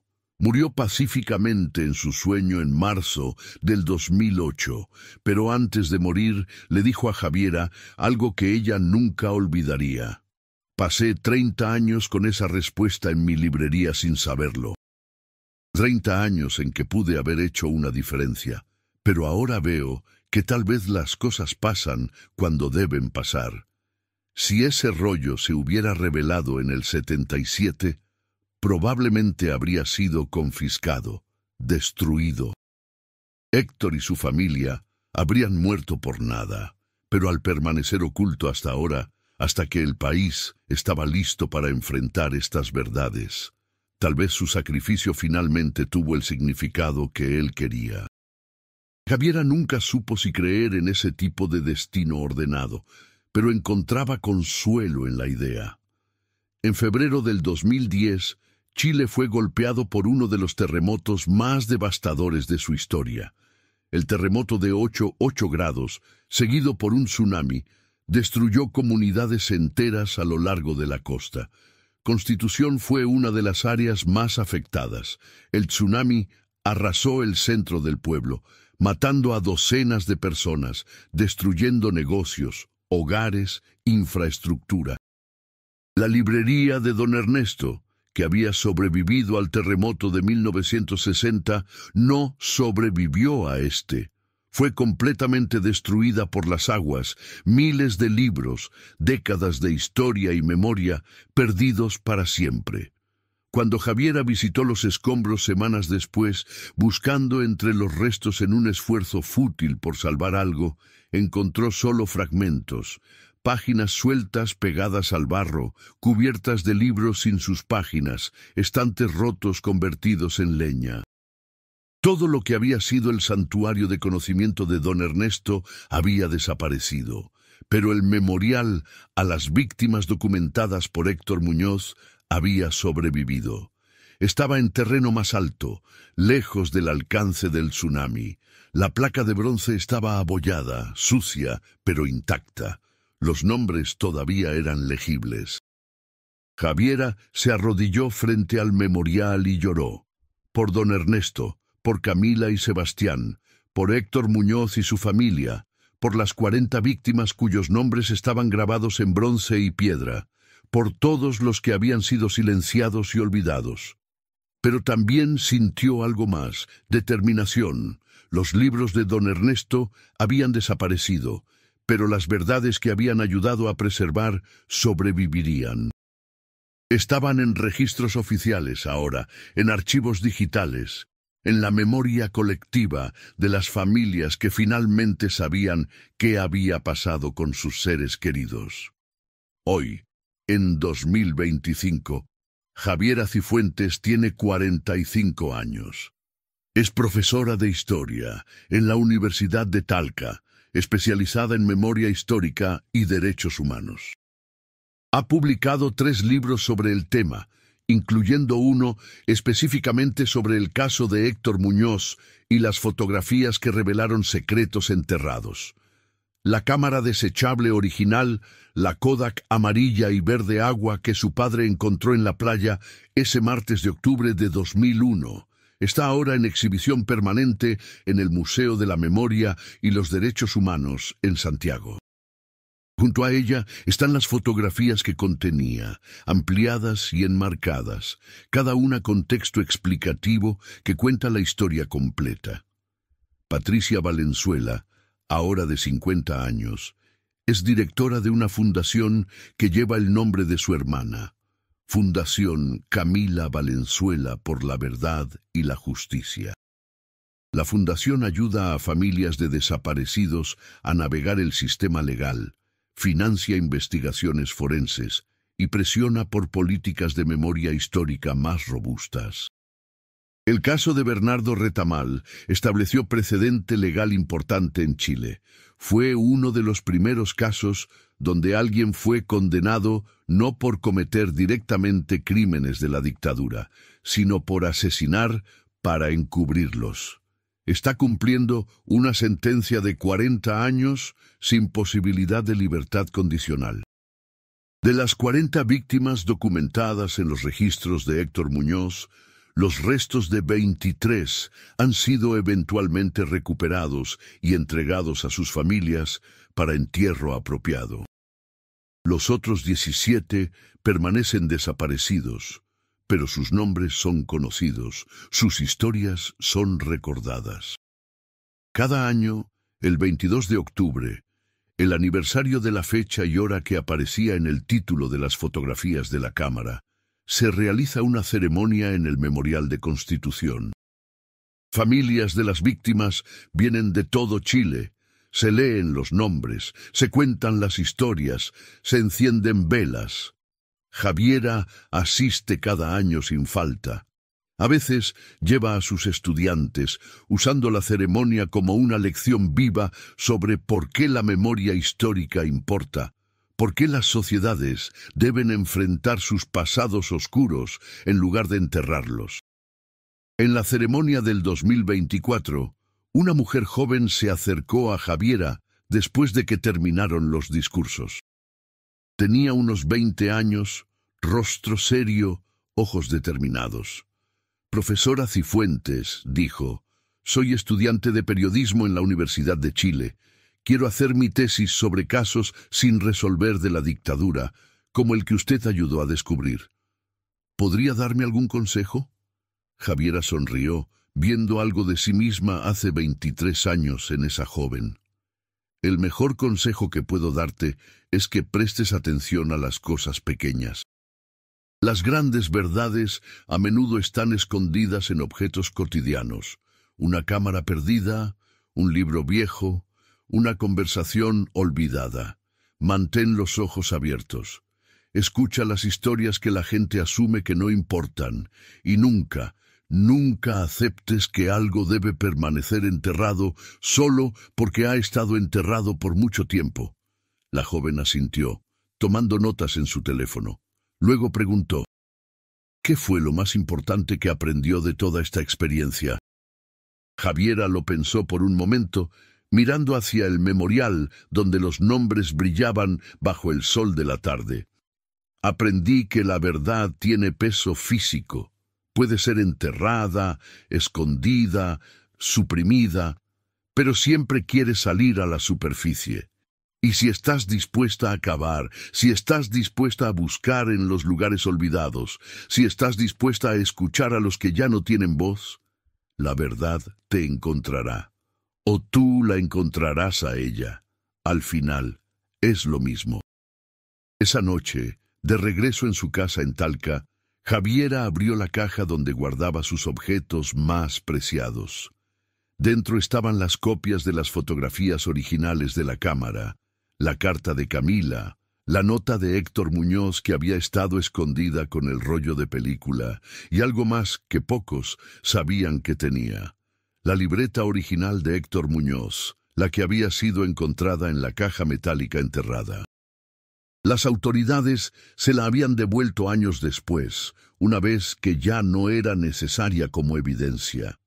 Javiera la había leído completamente solo una vez, incapaz de soportar la angustia contenida en esas páginas, las anotaciones meticulosas de un hombre que sabía que estaba documentando atrocidades, que sabía que ese conocimiento probablemente lo mataría, pero que de todas formas sentía la obligación moral de preservar la verdad. La última entrada de la libreta estaba fechada el 4 de julio de 1977, un día antes de que Héctor escondiera el rollo de película en la librería de don Ernesto. He hecho todo lo que puedo. Los documentos están copiados, fotografiados, escondidos en múltiples lugares. Si me encuentran, si nos encuentran, al menos la evidencia sobrevivirá. He tratado de explicarle a Marta por qué hago esto, por qué arriesgo a nuestra familia. Ella tiene miedo y tiene todo el derecho a tenerlo. Pero le dije algo que creo con todo mi corazón. Hay cosas más importantes que nuestra supervivencia individual. La verdad es una de ellas. Si nos quedamos callados, si dejamos que estos crímenes permanezcan ocultos, nos convertimos en cómplices. Y no puedo vivir siendo cómplice. Prefiero morir habiendo intentado hacer lo correcto. Espero que algún día, cuando todo esto termine, cuando Chile sea libre nuevamente, alguien encuentre lo que he preservado. Espero que los nombres sean recordados. Espero que las familias sepan qué les pasó a sus seres queridos. Espero que mi familia entienda por qué tuve que hacer esto. Y espero que Dios, si existe, perdone lo que sea que no pude hacer. H.M. Javiera cerró la libreta con cuidado y la volvió a guardar. Afuera, la noche había caído completamente sobre Talca. Las luces de la ciudad parpadeaban contra el cielo oscuro. Mañana volvería a sus clases, a sus estudiantes, a su rutina normal. Pero esta noche permitió que el peso de todo lo que había vivido la alcanzara completamente. Pensó en todas las conexiones improbables que habían tenido que alinearse para que la verdad saliera. Su padre caminando por esa playa específica, en ese momento específico. Ella insistiendo en revelar el rollo. Don Héctor Valdivia en foto rápido, notando algo extraño en las imágenes. Don Ernesto recordando una conversación de 30 años atrás. Marcelo Soto teniendo las habilidades para restaurar película deteriorada. Y antes de todo eso, Héctor Muñoz teniendo el valor para robar documentos comprometedores. Camila Valenzuela teniendo la pasión para buscar verdades enterradas. Patricia Valenzuela negándose a aceptar que su hermana simplemente había desaparecido sin explicación. Tantos momentos, tantas decisiones, tantas personas diferentes movidas por una creencia compartida, que la verdad importa, que la memoria importa, que los muertos merecen ser nombrados y recordados. Javiera se sirvió una copa de vino tinto, un Carmenere del Valle del Maule, y brindó en silencio por todos ellos, los que murieron buscando verdad, los que vivieron para encontrarla, los que dedican sus vidas a preservarla. Y mientras bebía, pensó en algo que Patricia le había dicho una vez, años atrás. Las fotografías nunca estuvieron malditas, solo capturaron verdades que algunas personas querían mantener ocultas, y eso las hace sagradas. Tenía razón. Las fotografías halladas en aquella cámara perdida no eran malditas. Eran todo lo contrario. Eran testimonio, evidencia, memoria preservada contra todos los intentos de borrarla. Y eso, pensó Javiera mientras terminaba su vino, era el tipo de magia en el que valía la pena creer, no la magia de lo sobrenatural, sino la magia de la verdad que se niega a permanecer enterrada, la magia de la memoria humana que resiste el olvido, la magia de las personas ordinarias que hacen cosas extraordinarias porque creen que lo correcto importa más que su propia seguridad. Afuera, en la noche de Talca, la vida continuaba. Pero en algún lugar, en una playa en Constitución, en un memorial de bronce, en un museo en Santiago, en las mentes de familias que finalmente sabían, las fotografías y las verdades que revelaron permanecían imperecederas, imposibles de borrar. Y eso, al final, era todo lo que importaba.